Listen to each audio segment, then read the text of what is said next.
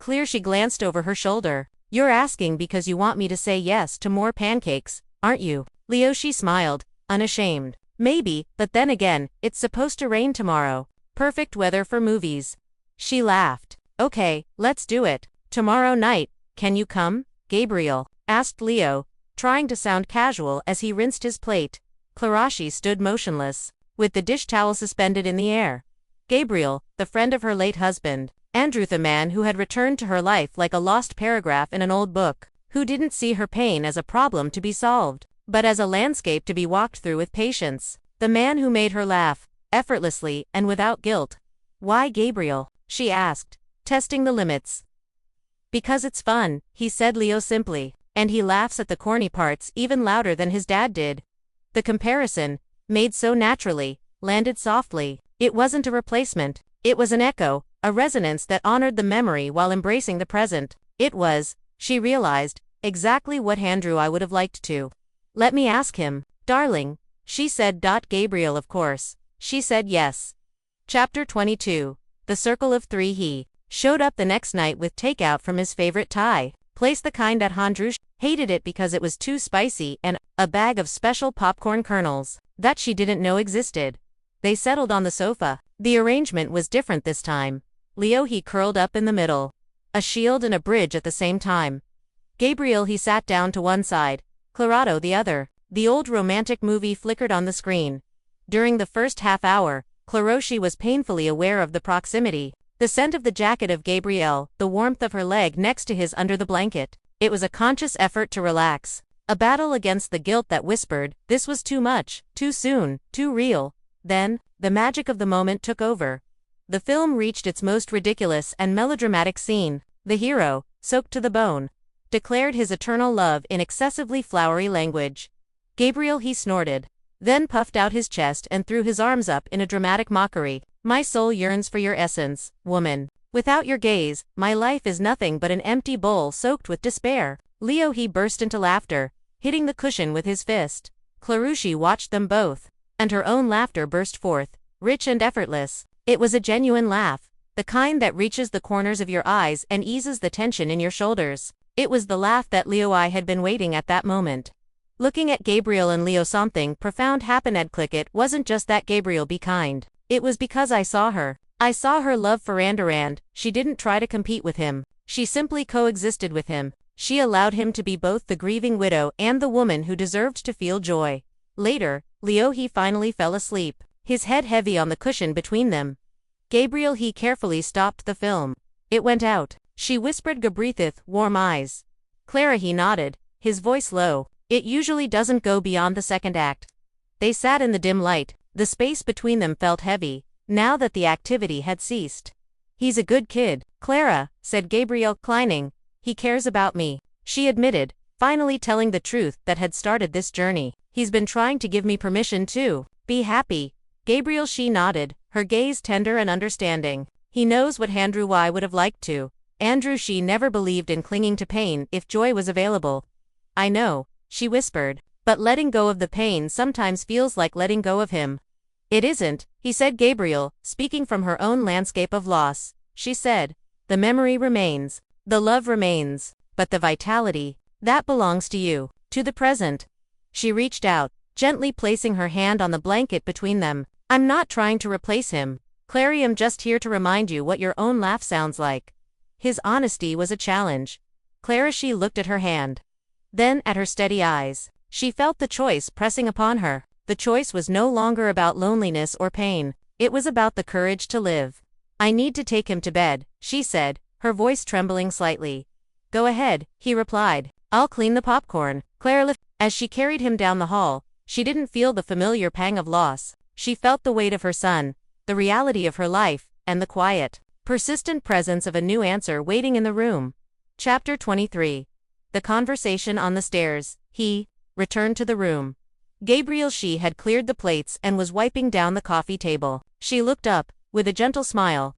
It smells like butter and sleep, she said, trying to keep her tone light. Good combination, he laughed. Gabriel. She put the dishes in the sink. The atmosphere changed. It was time for conversation. The kind of conversation that couldn't happen with Leo as a shock absorber. We need to talk, she said, leaning back against the counter. I know, he replied, turning to face her, his hands in his pockets. He looked ready for anything. I can't pretend that. This isn't starting to matter. Gabriel Shea gestured vaguely to the space between them. I care about you. You make me feel seen. You make me laugh. But boundaries are complicated. You were friends with Andrew. Andre loved you. And I can't. I won't dishonor your memory by rushing into something that feels like an escape. I would never ask you to dishonor him, Clara, said Gabrielle, her voice falling into a serious and committed tone. I loved Andrew. He was my brother. His memory is as real to me as it is to you. Whatever we have, whatever it is, must exist, with her memory, not in spite of it. It has to be built on honesty, not guilt. She walked closer, her voice soft but firm. I no longer want to be simply okay, Gabrielle. Want to live. And I want to do it without constantly wondering if I'm allowed to. Do you understand how difficult it is to separate guilt from pain? I understand, he said, moving even closer, closing the last physical gap between them. And I promise you this. I will never make you feel guilty for your joy. I will never rush you. And if you need to talk a Bootendrum here for that too. I want that. The exhausted nurse, the fiercely loving mother, and the woman who can laugh until her eyes water. The air crackled between them. It was a powerful and undeniable connection, built on vulnerability and mutual respect. She needed no more words. What now? She whispered. Gabriel he leaned in, his forehead resting gently against hers. It was an intimate, non-sexual moment of complete connection. Now, he whispered, his warm breath on her skin. We'll take it slow. We'll set our own pace. We'll start with the simple things. Maybe tomorrow, we'll start with a proper date. Just coffee. No pain, no guilt. Just Clara and Gabriel. Clara he felt a profound sense of peace. The key that Leohi had handed it over months ago and was finally turning the lock. I would like that, she said, her voice clear and firm. She didn't lean in to kiss him. She didn't pull away. She simply stood there, absorbing his presence, letting the new reality sink into her bones. This wasn't an escape from her life. It was the brave and terrifying choice to begin living it again. Chapter 24. The legacy of laughter. The days that followed established a new rhythm. Life in Clarishi was no longer defined by the survival checklist, but by her intention. She continued working at the medical center, but now dedicated time to her passions. Painting the misty landscapes of Porto Luvia. Your appointments with Gabriel, they were simple. Long walks by the lake, shared meals where they talked about teaching, architecture, and the changing seasons. He never pressured her, always respecting her boundaries. The key to their success was Leo. He was her barometer. He sensed the easy affection between them, the comfortable silence. He didn't see an intruder. He saw someone who restored his mother's laughter. One Sunday morning, while Clarashi was making pancakes, something common now, not a desperate measure, Leo sat on the counter, watching her. Mother. Yes, darling, about that night. When I asked if you were feeling lonely, Clarashi stopped cooking and sat down next to him. I remember. That was a great question. I was worried I might have said something wrong, he admitted. Like I was saying, I didn't miss Dad anymore. Clara he took her small hand. Leo, listen to me. Asking that was the bravest thing you've ever done. And it was exactly right. You didn't give me permission to forget your father. You gave me permission to become a person again. She hugged him. Your dad loved joy. He loved my joy. If he could see me now, laughing with Gabriel, seeing the things I love, I wouldn't be angry or sad. I would be proud of you for having the courage to help me find my way back to myself. Leo, she smiled.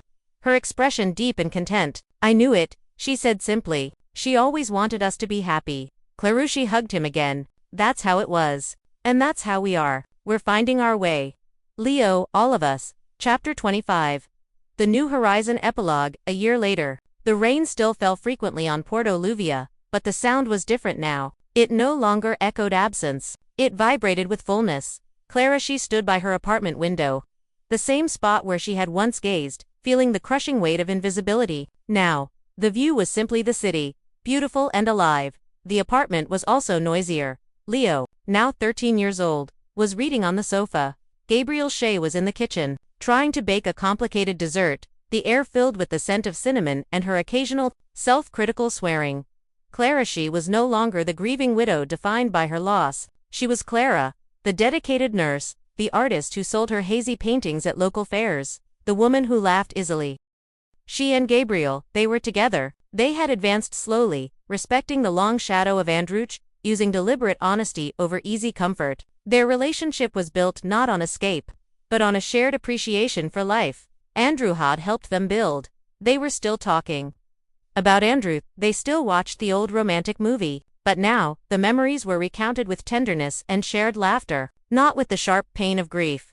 Gabriel he approached her from behind and wrapped his arms around her waist, resting his chin on her shoulder. Thinking, he murmured. In the rain, she replied, leaning back into his embrace. It used to be the sound of my sorrow, now it just sounds like, home. It's just the sky sighing, he said Gabriel quitting, the old joke of Andrew. Clara he smiled. No, I think heaven is just giving us a soundtrack for the long life we still have ahead of us. It was no longer simply Juado she was alive, she was seen, and her son's quiet, courageous plea had become the foundation of her new life, a life of joy, honesty, and a love that honored the past without sacrificing the future. The debt of grief had been paid, not with oblivion, but with the courageous choice to remember how to live.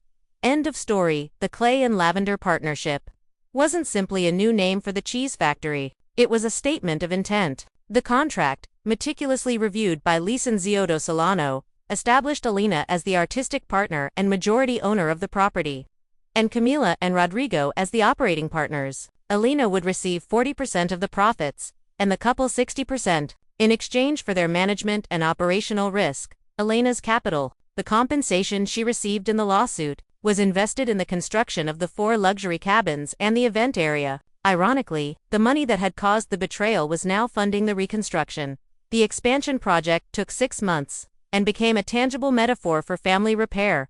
Camila, the cold administrator who once called her mother a burden, transformed into a diligent and meticulous construction supervisor. She worked side by side with the architects, obsessing over every detail, as if a single mistake could derail the delicate agreement. Rodrigo, who had apologized for the first time without any business excuses, handled the finances with obsessive transparency. Every invoice, every expense, every deposit was shared with Alina via email and reviewed at the weekly partners' meetings, chaired by Mr. Solano. His arrogance had vanished, replaced by respectful caution. He had understood, through therapy sessions and the legal consequences, that people's dignity is not included in an expense spreadsheet. Alina, for her part, found her purpose in clay. Her position, which made her the exclusive supplier of ceramics for the new cabins, forced her to expand her small artisan workshop. Her corner, formerly a fertilizer storage area, had become a functional studio, filled with the scent of damp clay and distilled lavender. She worked with renewed passion, not out of necessity, but from a desire to beautify her home. Each piece, the cheese-tasting bowls, the water jugs for the cottages, the small vases for the lavender flowers on each nightstand bore her signature, her personal touch. Truner of Lavender Field. The project was no longer theirs, it was her. The condition of investing in the Oaxaca Environmental Foundation was also met. Every quarter, 1% of the profits were allocated to land protection. It was a silent act of redemption for money that originated from fraud. Alina felt at peace with this investment. It was like clearing the land before planting a new seed. Chapter 21. The Silent Anniversary, and the Revelation. Despite the business success, the personal relationship remained a balancing act. Family therapy sessions and individual therapy continued. In a particularly difficult session, Dr. Rivas introduced a topic that neither Camila nor I wanted to touch on: recidivism.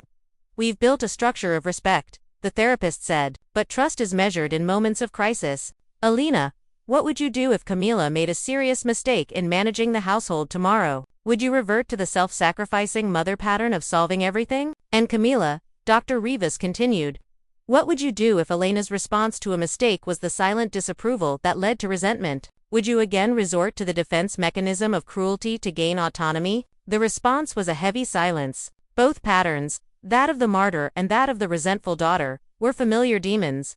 We've learned that guilt hides in silence, I finally said, so we promised to talk. Total honesty. And we've learned to respect that boundary, Camila added, her gaze steady. If something bothers my mother, she says so without resentment. If something is suffocating me, I say so without cruelty. It was the first time I heard Camila articulate the core of her resentment so clearly. 3 more months passed. The cabins were finished. The opening was scheduled for the first anniversary of the day Camila had given me the cruel ultimatum. It was a deliberate choice, a way to transform the day of betrayal into the day of the foundation. The night before the opening, I found Camila alone in the tasting room, looking at the shelf full of my ceramics.